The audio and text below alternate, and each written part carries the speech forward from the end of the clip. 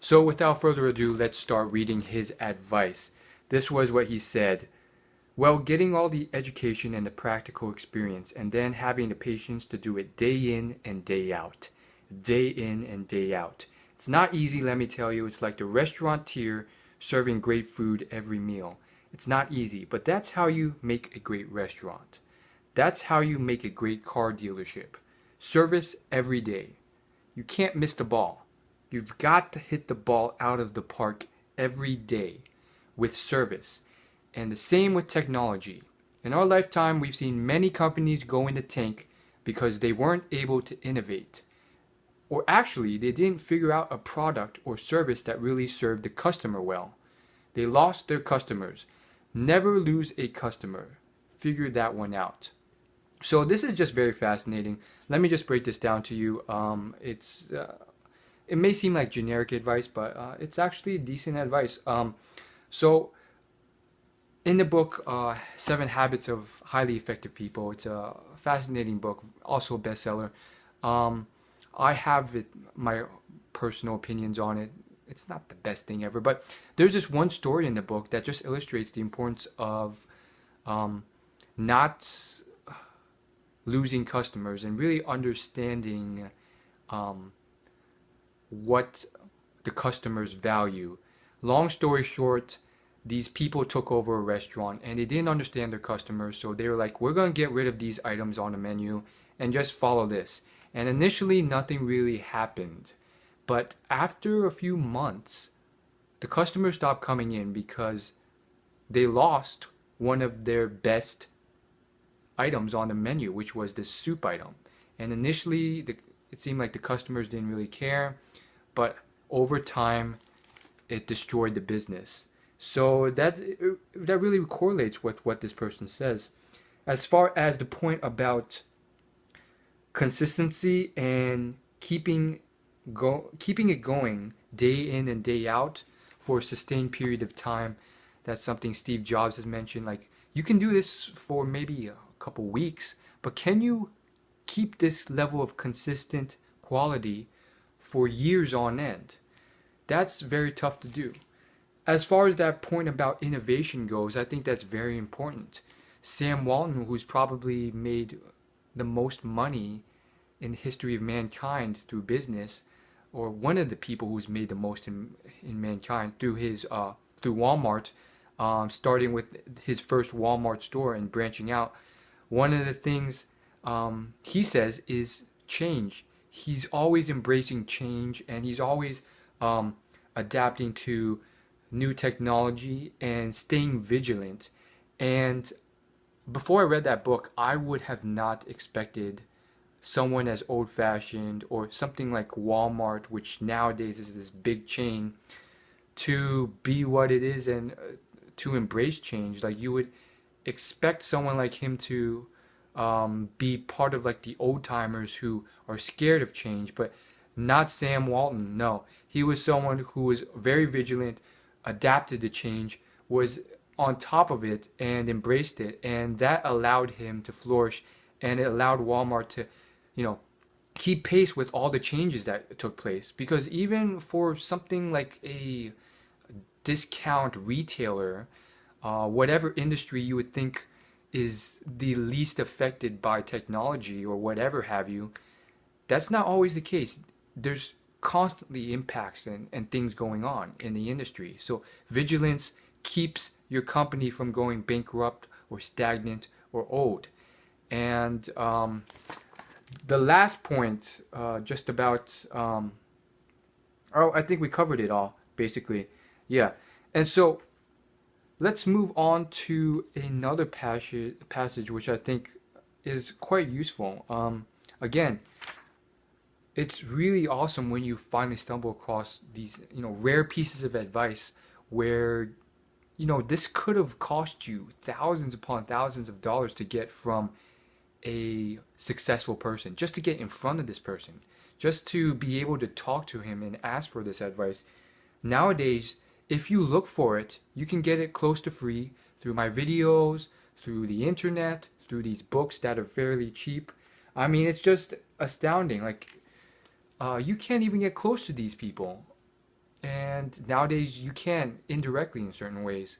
Um, did you know that an hour lunch for Warren Buffett, that cost about $1.5 million. He auctions off one lunch every year. Proceeds go to charity, and the price has been climbing every year at an exponential rate. That's how much his time is worth. So let me see if I can find it. Just one last piece of advice. I think it may be useful to you. There's a lot of it in here actually.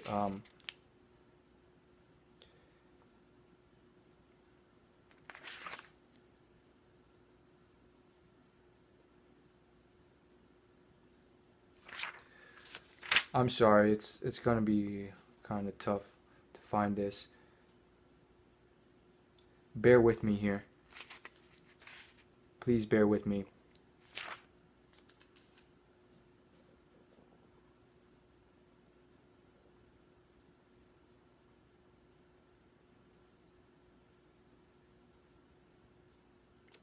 Okay, I can't find it, but we will do with a decent one from here. So, here's what he says. He says, lots of people out there in the world really do need more resources. They don't have the education. Sometimes they don't have the motivation. Maybe they don't sense the opportunity in front of them. How to perceive the opportunity that is right there? You look around at these other guys who have been successful and you think, I can do that. How do you sense that? I don't know. Um, so this is an interesting quote by Charles Schwab. And before I analyze it myself and give you my interpretation, I just want to really quickly plug my Billionaire Book Club because this is very relevant to that. What it is, and there'll be a video explaining that. It's basically a book club where I review books written by billionaires. And there's actually a lot of them out there. And so Charles Schwab, uh, it's either him, I'm pretty sure it's him. He is an individual who's worth over $1 billion and he's written quite a few books. So I will be doing a book review on some of his more relevant books. He wrote a book for anyone over 50 years of age on saving, retirement, and investing. And he also wrote one just in general upon investing in around 2008. So it's a fairly recent book, and it's just about finance, and it's written for the average person. So that's going to be very helpful if you want to make money. Anyhow, so dissecting this quote real quick, or not really, I don't want to use the word dissecting, my interpretation on it. So motivation, obviously very important. Sometimes that comes from hunger. Hunger can come from a lot of sources. Pain, lack of something, scarcity, poverty. It could come from wanting to achieve success, to prove people wrong, to show that you are actually worth something, that you have potential when everyone tells you you aren't. It can come from a lot of sources. So find where your motivation comes from. Some of it is just based off your environment. Like the person who is born into an inherited family with millions of dollars, it's going to be tough for him to find that motivation compared to someone who's gone through a lot of pain and struggle. So that goes into the whole philosophical debate about, is your advantage really an advantage?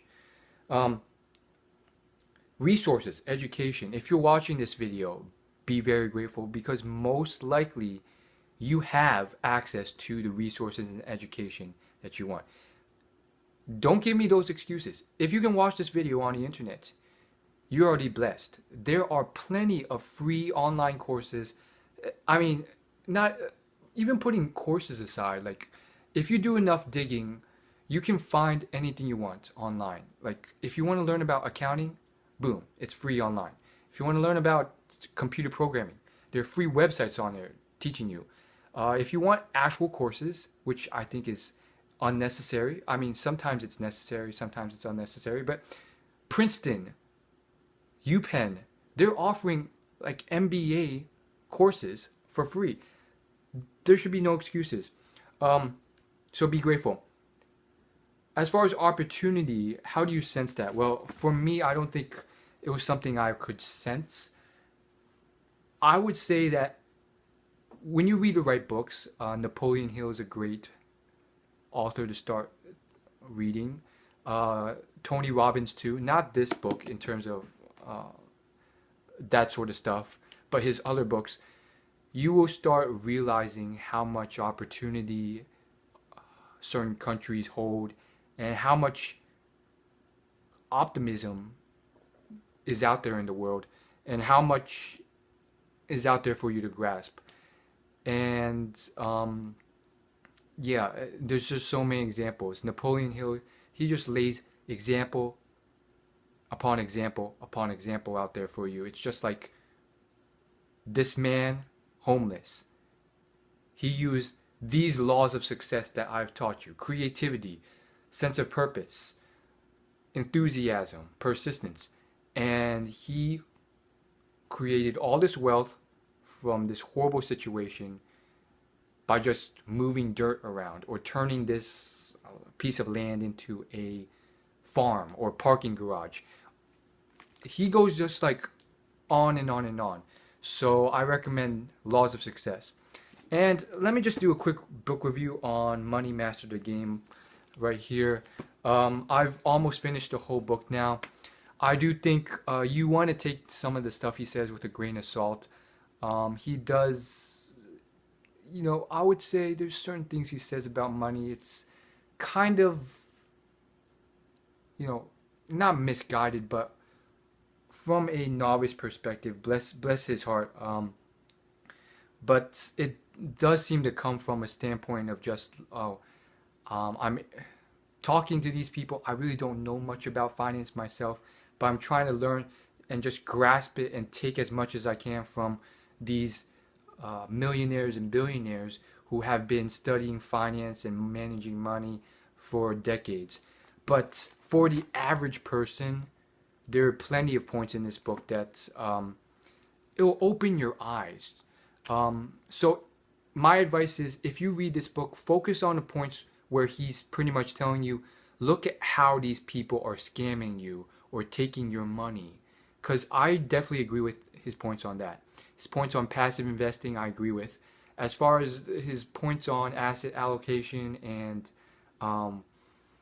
his strategies on, okay, you should use this all-weather fund. Long story short, for the average person, I don't think it's bad at all.